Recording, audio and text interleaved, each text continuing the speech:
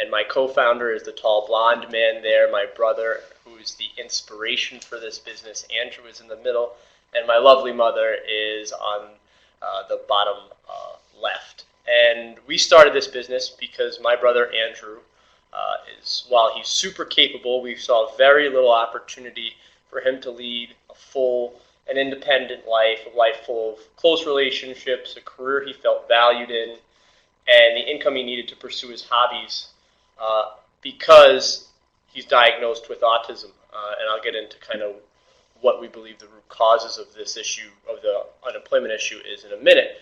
But we knew we needed to take action. And we've been doing this now for about 3 years. We founded Rising Tide Car Wash in Parkland, Florida in 2013.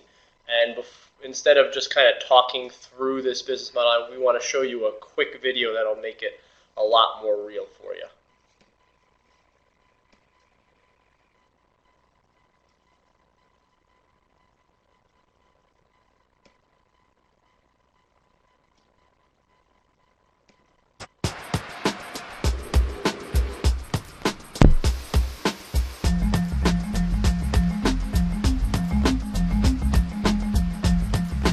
Our employees follow processes.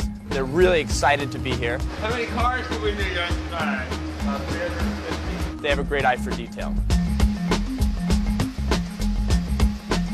We view autism as one of our key competitive advantages.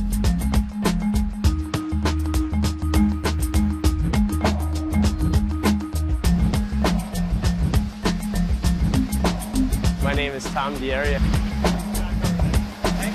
And I'm the COO of Rising Tide Car Wash.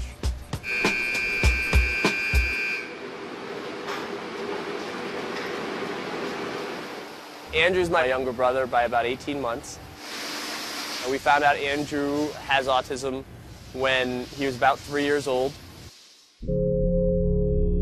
Growing up with Andrew as a brother, I mean, it was just different. We never really fought. We also, though, never had the closeness that typically siblings that are so close in age would have. Chips and goldfish. Both, right? What else did you have for lunch? I don't want him to sit in a room taken care of by others once I'm gone. I want him to have a life. I want him to have a job. I want him to have friends that are like him. So this car wash, it creates an answer for Andrew, and it also creates an answer for their mom, who's taken care of him and done all the heavy lifting. Where are the reinforcements? She's done all the work. Okay, so that's hard. What we find in the autism community is that once someone turns 22 and ages out of the school system, there's very little of any meaningful activity. In the autism community, we call that falling off the cliffs.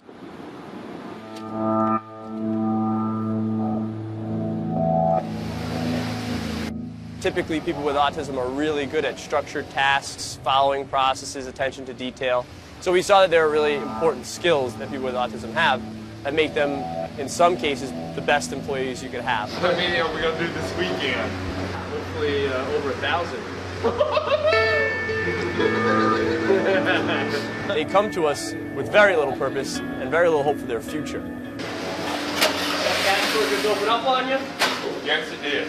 But once they start working with us and they start to get the positive reinforcement of, doing a good job, customer being happy, them getting a tip, that really starts to open them up. Yeah, it did. Kind of open up on. And they start to be able to think about what they might be able to do with their lives, whether that be stick with us or go do something that is more closely aligned with whatever their aspirations are. Can you come to work tomorrow? Help me? Tomorrow? Like on Thursday and a morning shift? Mm-hmm. What are your thoughts on that? I don't have a choice then. We've seen a lot of really great improvements as far as my closeness with him and his desire to have social interactions and social relationships. Andrew, you take passenger, time money, you take driver, okay? Melvin's gonna check. I'll give him orders just like I would give any employee an order. And yeah, he'll roll his eyes at me or not be too thrilled about it, but I feel like that's a normal interaction between a younger brother being told by his boss and his older brother what to do. So that's, it's really great. I'm gonna be 24 and And Dad and Tom are the owners of the watch. How do you like working with them? I like working with them a lot. We wanted to try to identify a consumer business that could educate the broad community around how capable people with autism really are. The car wash, at its best, it's very well structured. Every part of the business is a process. And it's a really tangible service. You're going to see, oh, wow, these guys did a great job. Oh, hey, all these guys have autism. Okay, they start to fill in the blanks. And hopefully we can change that perception.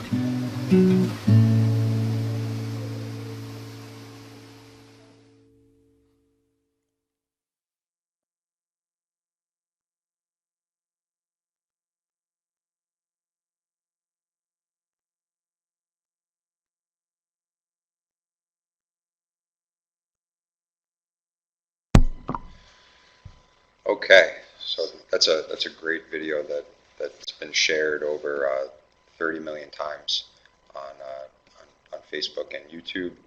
I'm going to swing that back out, and I'm going to leave the chat box here so everybody can continue to say where they're from. It seems like it's a great interactive tool as we go on.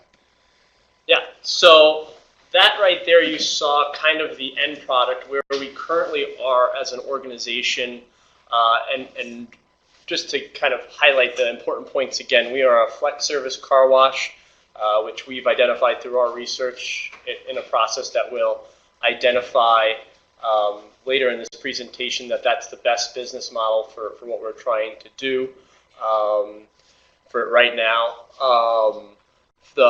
We are a for-profit business model specifically because, as alluded to in that video, we believe the key reason why there's about 80% unemployment among individuals with autism is that we as a society look at autism as a disability that requires sympathy instead of potentially really valuable diversity. And we feel that the best way to disprove that and to change that perception is to build a competitive advantage, and we feel that needs to be done through a for-profit business model. 80% of our staff is on the autism spectrum, which is about 35 individuals with autism today. We turned out a struggling car wash that was only washing about 2,700 cars a month, one that is now washed over 14,600 cars in its best month and is averaging somewhere around 14,000 a month, and we are operating at a profit. From an impact perspective, we've trained about 125 individuals with autism to date. We've hired about 85. We've paid out over $650,000 in wages. And of those employees that we've had, 16 have moved on to new jobs or higher education. We have, and admittedly, probably need to do a better job tracking where people are going after they're working with us. A lot of folks have moved out of the area, and a lot of folks we've lost track of. So those are 16 individuals that we know specifically where they've moved. And about 75% of our employees are showing significant improvement in their self and social confidence, which we're doing by third-party interviews on a semi-annual basis. So we've built a successful organization, but why are we doing this? Why are we here on this webinar? Why are we hopefully going to be producing a lot more tools and support services for aspiring autism entrepreneurs like yourself?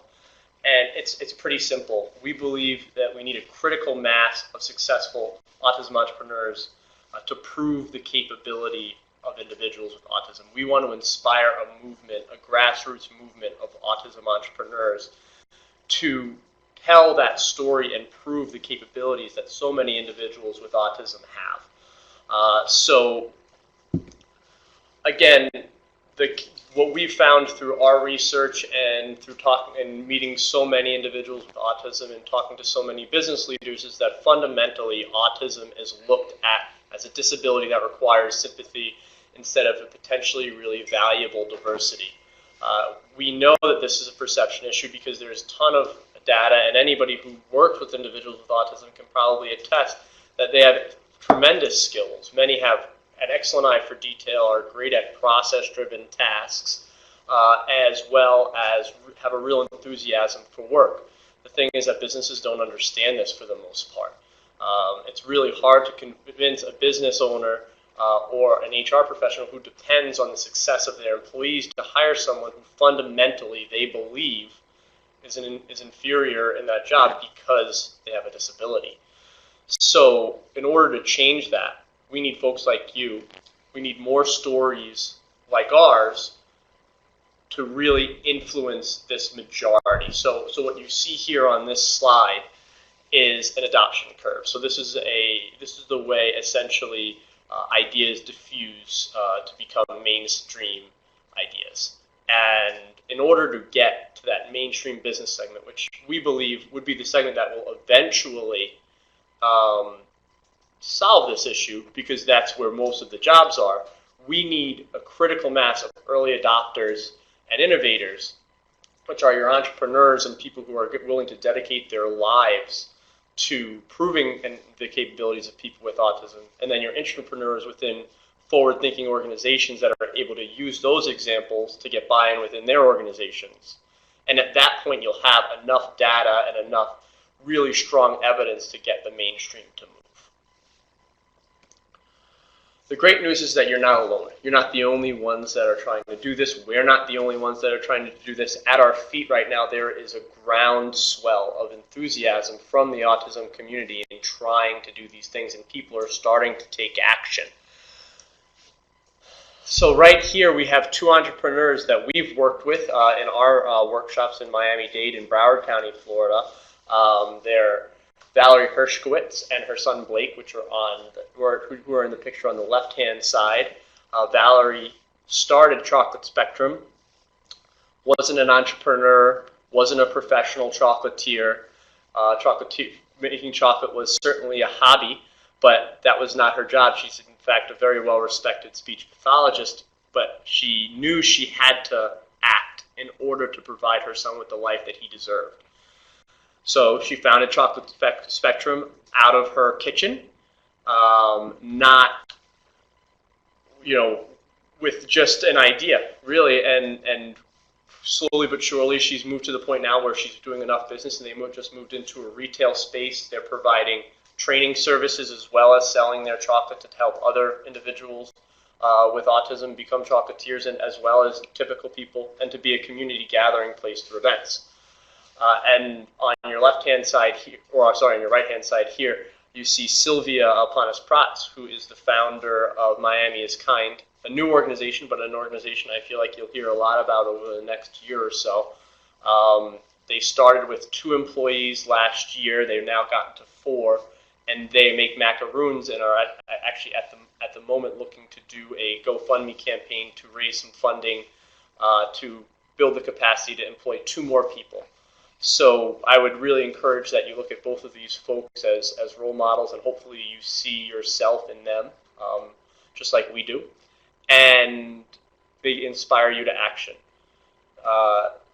So before we get into the specific skill sets, there is one mindset adjustment that I really want to point out. And as we see that a lot of the entrepreneurs that we work with are parents, though I do believe that this applies to other loved ones as well as people who are providing services to individuals with autism, in that we generally look at our loved ones with autism with a different view than we would need to as an entrepreneur. So as a parent, you're typically solely focused on your child's happiness. You're really proud of your child's skills unconditionally. You just want them to be happy and to do what they love, and those wants and desires come before everything else. As a parent entrepreneur, that mindset has to be brought to a kind of a new level of understanding. So going from being solely focused on a child's happiness to understanding that their child will be most happy in their lives if you build a sustainable organization through a successful business that then creates a long-lasting job and a community for your child. Going beyond looking at your child's interests and digging deep into what the skills are that underlie those interests. So we'll use the example of my brother. My brother, when he was growing up, really wanted to be a museum curator. He loves the Museum of Natural History in New York. He memorized all of the tour guide scripts. He knew every aspect, every wing of that building. He knew the schedule of all the tours. That was something he really wanted to do. So we could have looked at it and said, hey, great, let's make a tour guide business for Andrew, when, to be a museum curator typically requires a master's degree. Andrew's IQ is under 70, so that probably wasn't something that was in the cards for him. But instead, we looked at, okay, well, what are the skills that come with that interest? And he's got a great memory, he's got a great eye for detail, he's got a great eye for structuring. So let's build a business that encompasses structure, a consistent environment, and a consistent process. And then finally, accepting that building a business isn't all idealistic. There will be challenges, there will be sacrifices that you'll need to make going through this process. Every entrepreneur starts with this vision of perfect in their head that once it leaves paper and goes to the real world, it never is what you would fully hoped. So understanding that that's part of the process and being willing to make those sacrifices for that greater good, for building a sustainable, profitable business, as that is the primary goal, because everything else flows from that. That's the frame. That's the mindset. We really hope that you look at the rest of this stuff through. So we're now going to introduce some key topics that we feel are really important on starting this entrepreneurial journey. The first one that we're going to introduce is the use research process. That is the process that we use to start Rising Tide Car Wash and to really get at the key truths behind what we were trying to do and gain clarity on what we were trying to do as we're starting up. So we break this down into 3 different types of research. There's user research, so observing observing the community, getting to know the problem you're trying to solve, and getting out into the community, turning unknowns into knowns. Interviewing stakeholders, so on and so forth, those are all topics there. Then secondary research, that's going online, doing your homework, reading everything you can to get a macro level view of the current resources that are available, the best practices that are out there, and identifying people who you could potentially collaborate with. And then expert research to ground what you're finding independently. So before I get into the specific tactics of executing part of this research process, the framework that we really recommend you look at going to market with is doing what works. So most businesses, when they start up, they're innovating a new business model, trying to bring a new service to market that doesn't exist. So normally the biggest assumption, the riskiest thing that they're doing is around their business model. You and we as autism entrepreneurs have a huge advantage in this, in that we don't have to find new business models. Rather, we need to identify existing business models, existing proven business models, where we can design systems to employ people with autism in, because our innovation is how do you employ people with autism within a successful business model, and that's your differentiator. So, as you're going through this process, we strongly encourage that you look for existing proven business models instead of trying to reinvent the wheel.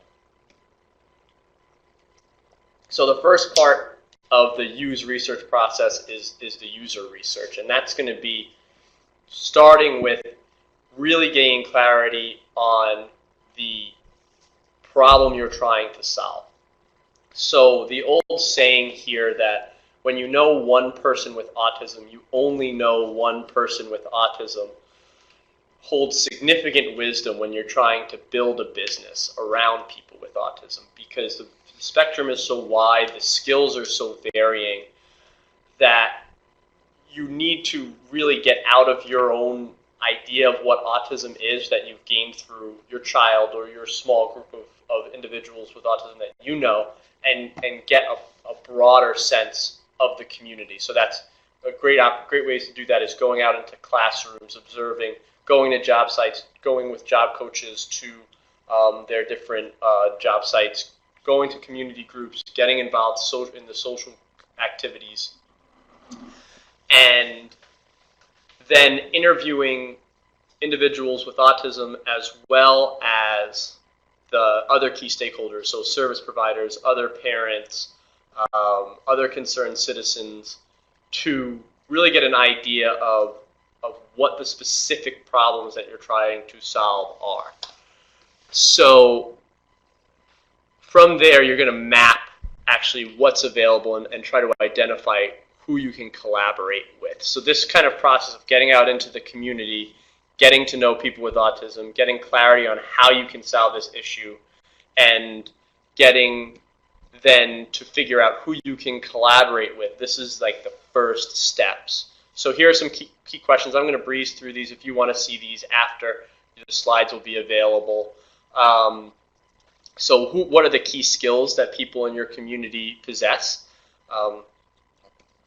And how is the community currently dealing with it? And then who can you collaborate with?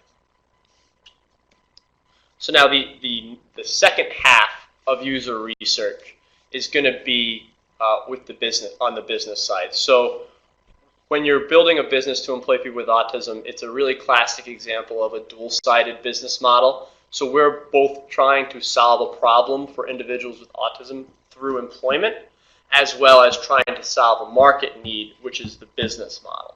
So we just went over the how do you identify the problems and design the solutions for people with autism.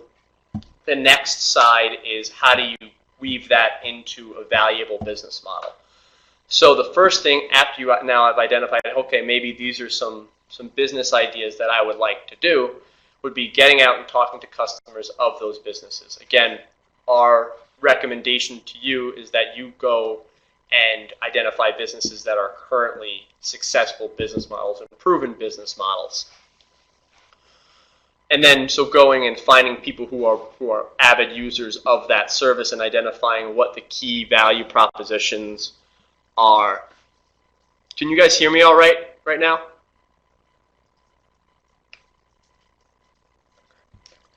Okay, awesome. So getting out and understanding what the key value propositions are for the customers of the service you're trying to provide. So for the car wash, right, it's speed, quality, price, and convenience. Those are why people go to the car wash typically. Employing people with autism is an added layer to that value proposition in that now people feel that they're doing something good for their community by patroning that business, which is a competitive advantage. But first you want to understand what are the fundamental value propositions. Next is then talking to people who live this, people who are currently operating in this business model, to understand where people with autism might fit, right? So even going and talking to someone who's an experienced operator, explaining what people with autism are really good at, and then seeing if maybe they can vision some ideas as where people with autism could be successful in it within that business model is a great way to start. And lastly, I really can't stress this one enough. This is something that I wish we'd have done more of as we were starting, but if you can either yourself or a member of your team go and work in an existing, in the business, being whether it be a car wash, a dry cleaner, a laundromat, or something like that, actually going and spending a few months working there is extremely, extremely valuable. We did a proof of concept. We worked at an existing car wash, and that gave us a lot of insight. But actually immersing yourself as an employee of an existing car wash, I really can't, or an existing business, I really can't stress how important that is. So yeah, so again, these are the questions that I just went through. And now next slide is...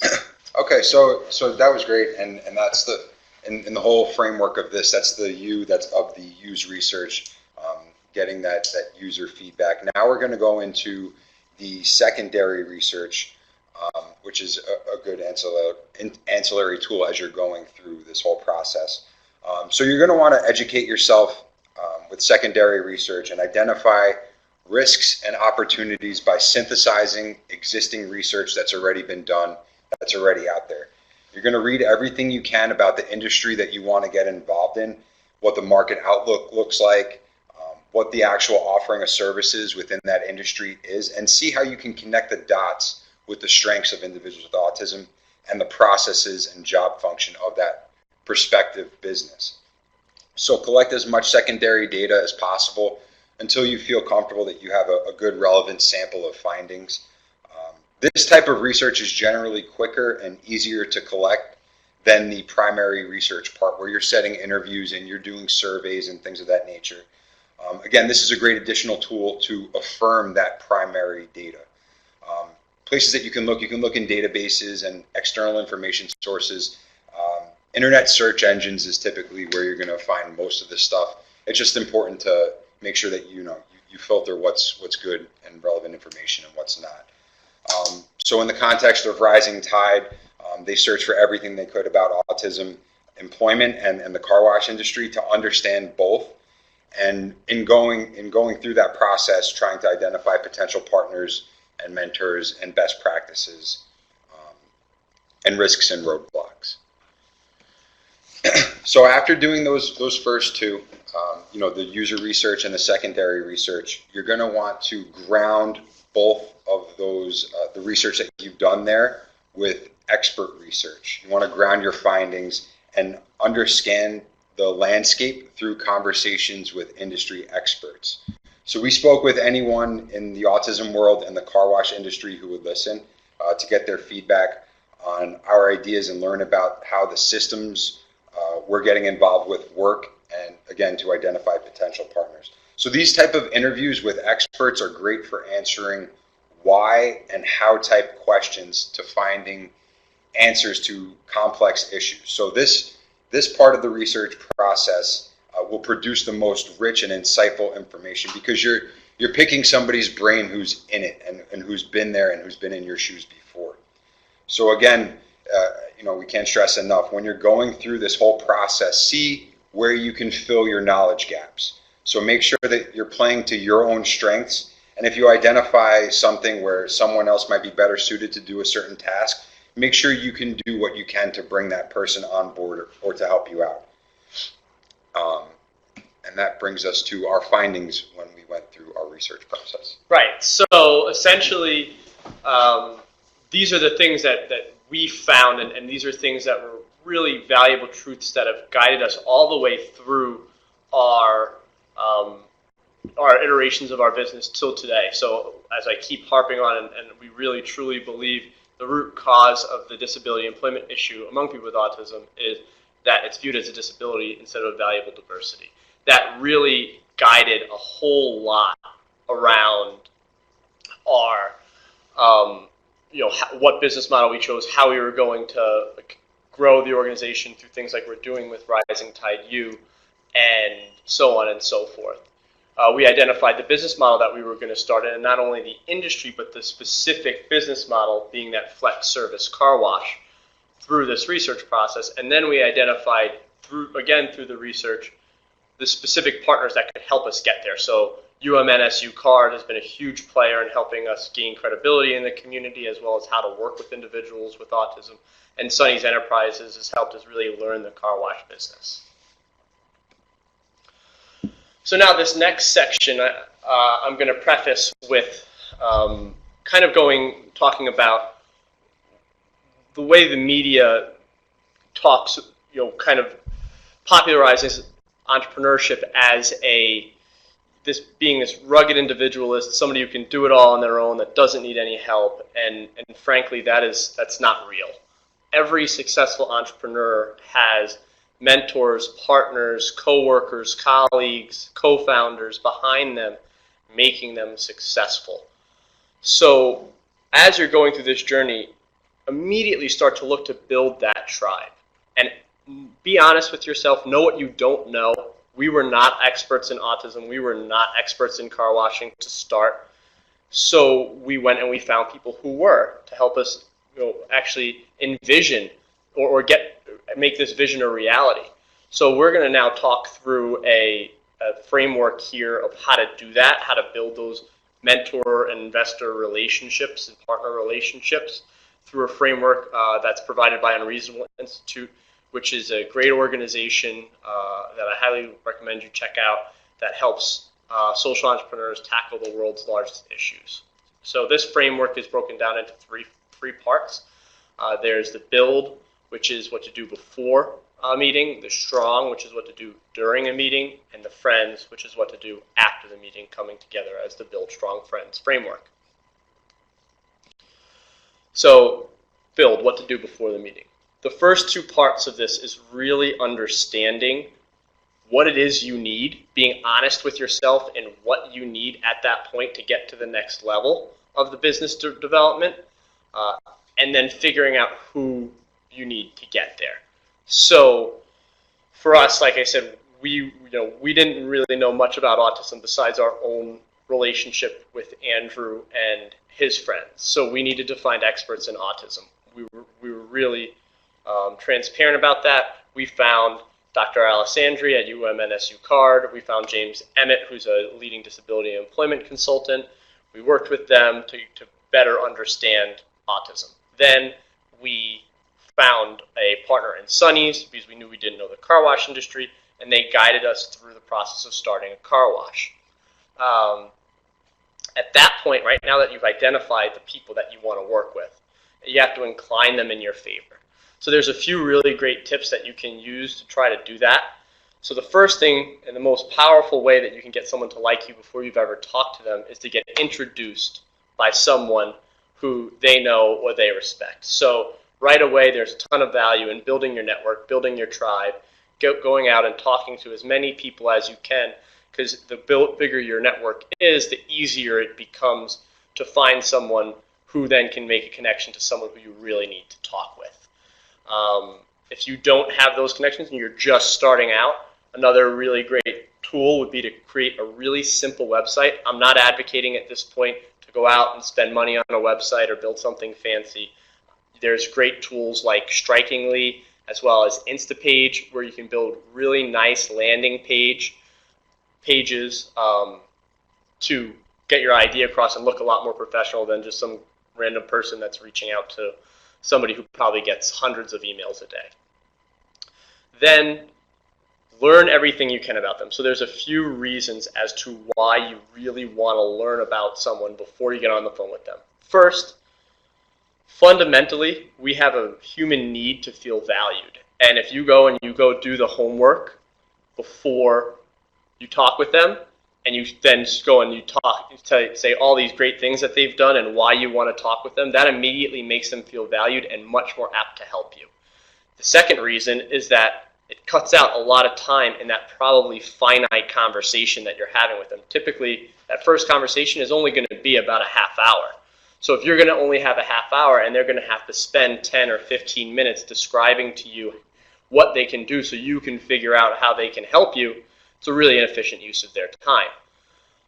And third, it helps you qualify whether or not this is actually the person that you want to speak with. And now the last thing in what to do before the meeting is doing all the work for them. And this is going to be recurring in actually each of the three steps in a little bit different ways, but essentially making it frictionless for them to help you. So before the meeting, that is saying specifically what you want to talk with them about and outlining specific times in their time zone when you want to talk with them and how you're going to get in touch with them.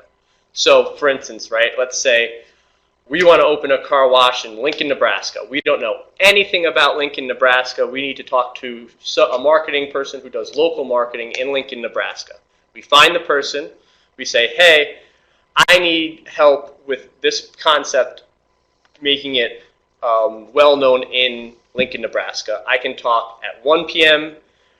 Central Time, 2 p.m. Central Time, 3 p.m. Central Time, X, Y, and Z days. That makes it really easy for them to say, okay, yeah, I can speak at this time on this day, and that sounds like something I'd like to speak about. Making it very easy right from the gate. Now the next part is now you've gotten that meeting with the person. So the first thing, start that meeting, structuring your time with them.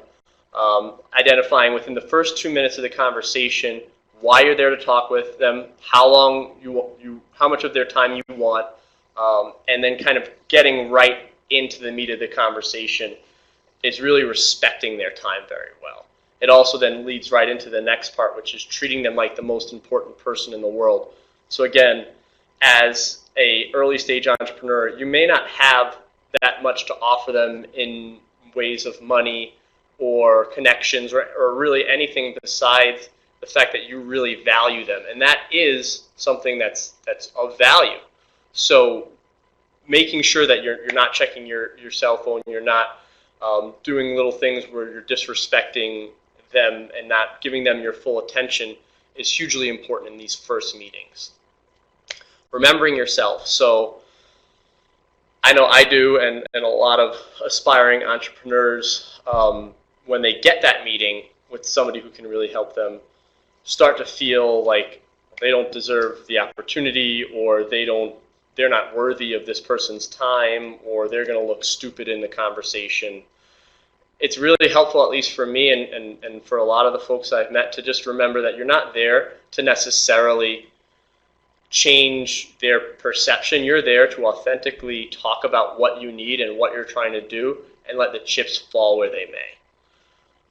The next part is offering the opportunity to be part of something big. So a lot of times when we're starting something, it is incredibly easy to get lost in the technical aspects of building the business and losing talking about that bigger picture. And frankly, that is probably the biggest thing you have to offer to somebody who's going to help you, is that they're giving them the opportunity to be part of something big, to change the way that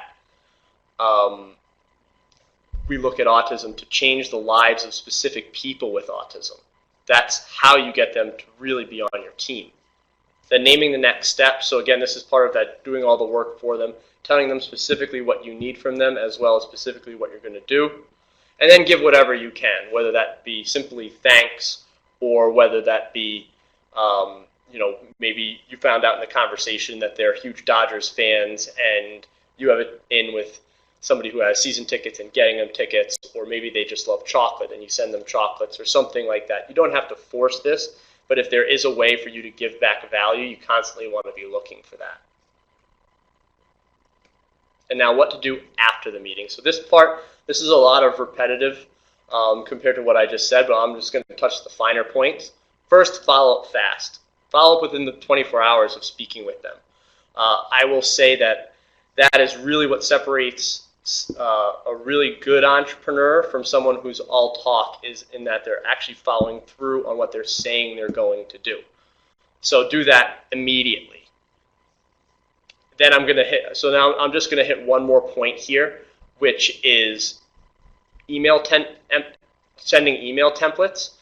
So when you're reaching out to these people, again, doing all the work for them, let's say that you spoke with them and they can introduce you to the executive director of Autism Speaks, who is someone who can really help you get your model off the ground, or maybe can provide funding or whatever. Instead of asking them to write a description of who you are, how they can help you, naming times and stuff, and really producing a lot of cognitive load for that person to help you, you're going to send them an email with exactly what you want, that all they have to do is forward it along to their contact, turning a 30-minute ordeal and a lot of cognitive load into no cognitive load in 30 seconds. So we're gonna move on from this at this point. We got 17 minutes left, and we want to have a lot of time for questions, so we're going to get into our last part. All right, great. So I'm sure everybody that's attending right now that's starting a business is probably feeling a wide variety of emotions. Some of you might be eager and excited and hopeful, and some of you might be overwhelmed and scared and having some self-doubts. Some of you might be feeling all those things at the same time. That's all perfectly normal. When you're starting a business and a business that employs adults with autism, it's no easy task. Just understanding these emotions and the role that they play in entrepreneurship is key to actually being able to get your idea off the ground, and that's kind of what we're going to go into here. We're going to key in on the emotion of fear as it definitely plays a very significant role in entrepreneurship. Everybody experiences fear, and human brains are simply wired for fear. The thing is, our brains can't tell the difference between something called a healthy fear and a barrier fear.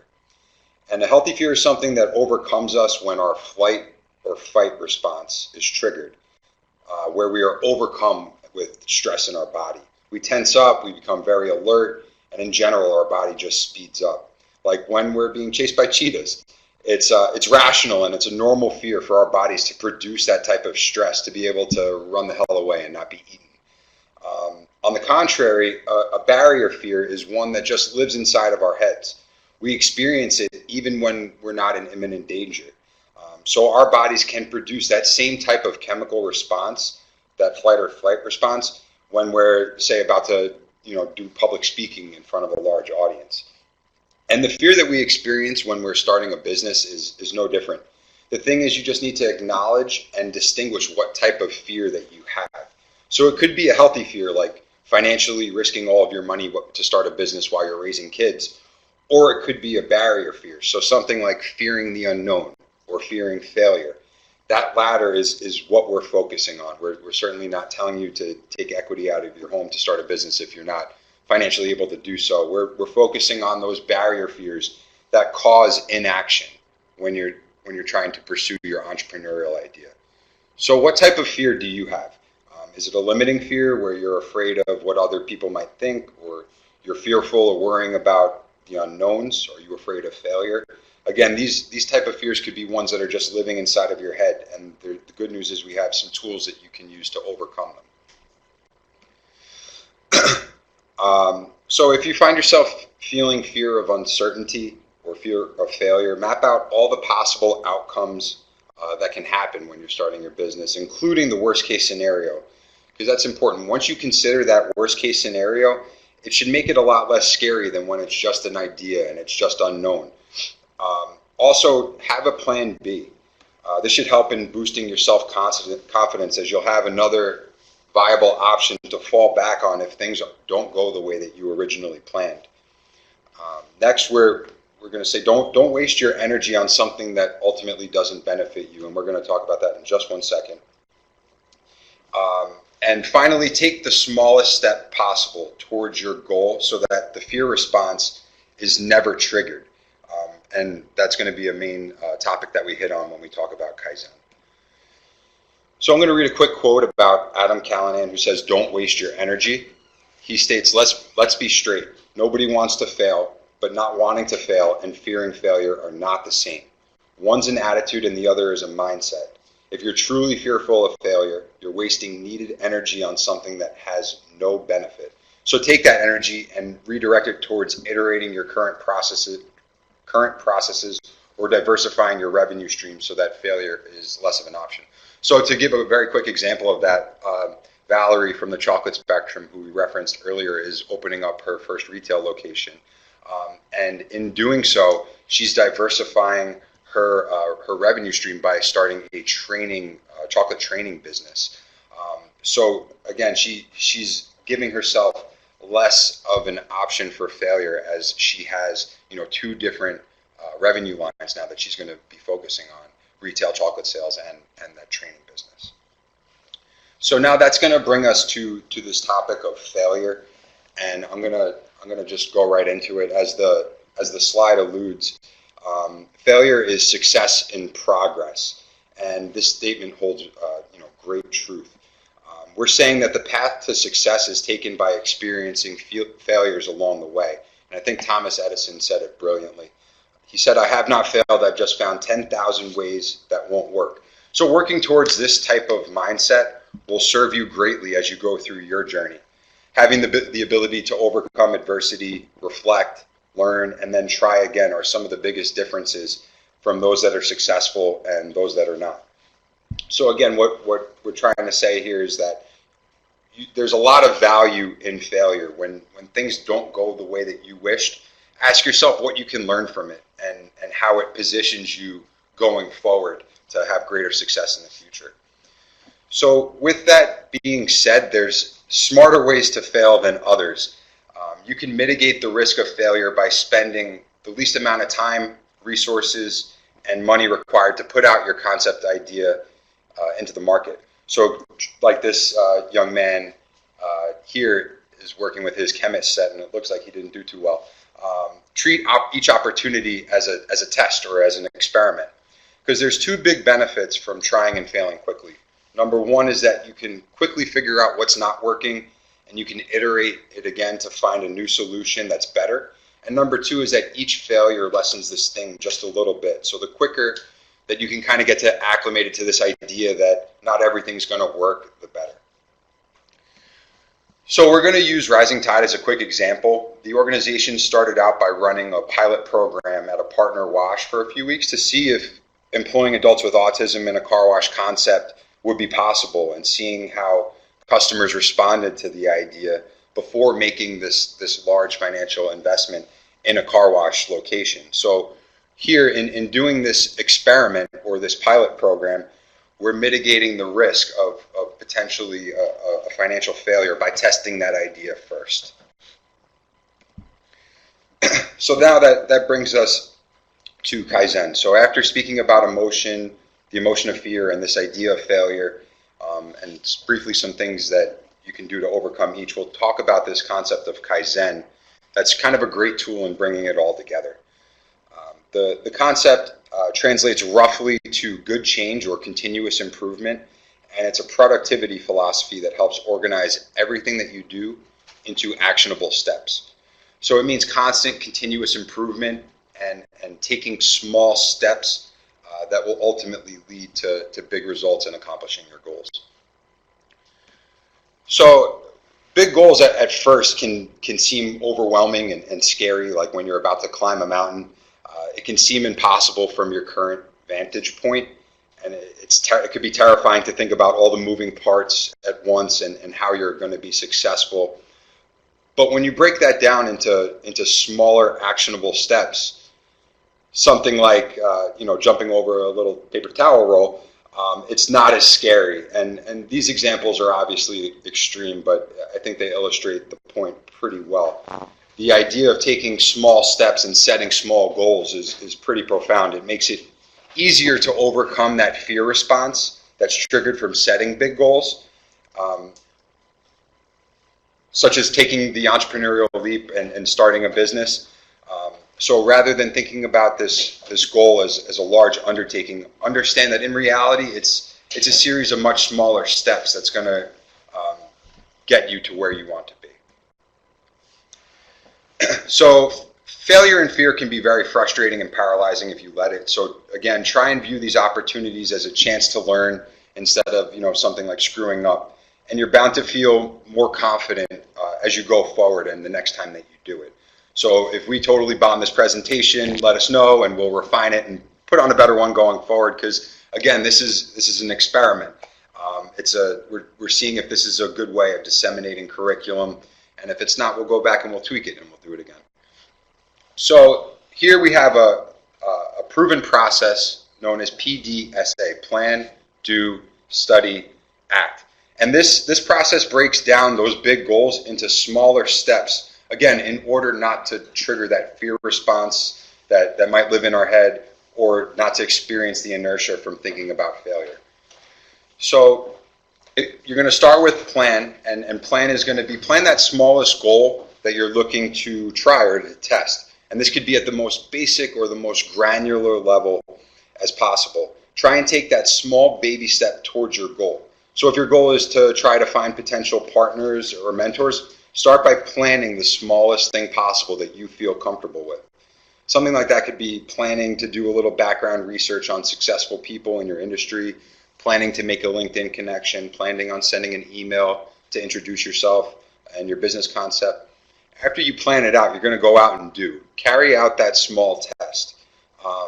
That goal that you planned should have been so small and so comfortable that you should have no problem doing it, so that your fear shouldn't be a factor. So click send on that email that you planned on writing out, or click connect on that LinkedIn connection that you wanted to connect with. And then what you're going to do after that is you're going to observe and learn from the outcomes of doing that. Did you get a response? Did that connection accept your request? Did you realize that maybe it wasn't so scary at all?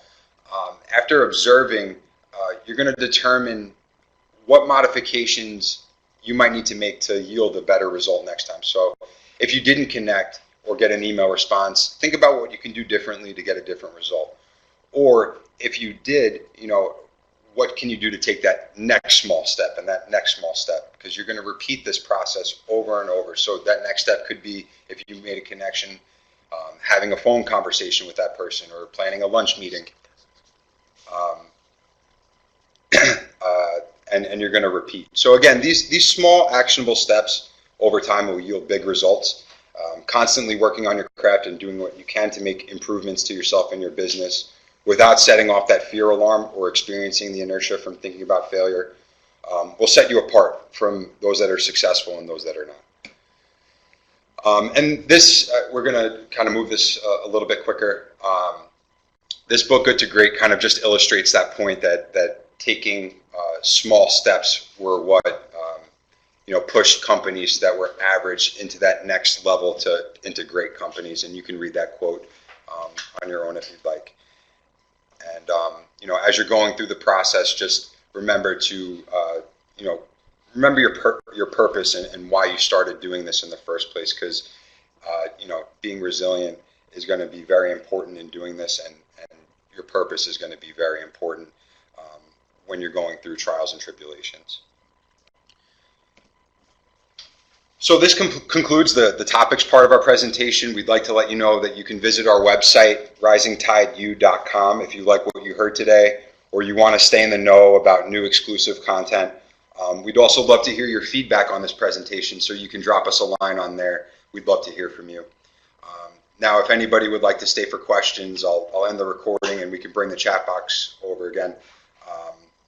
So to everybody else, thank you so much for attending. We'll conclude with a quote from Unreasonable Group. The world's greatest challenges will never be solved by one person, one team, or one entity. We must work together to move far and to move fast. So thank you. Great, guys. So just by reading the chat box as we've been going, there's been a few recurring themes that I can address quickly, and then we can move into new questions and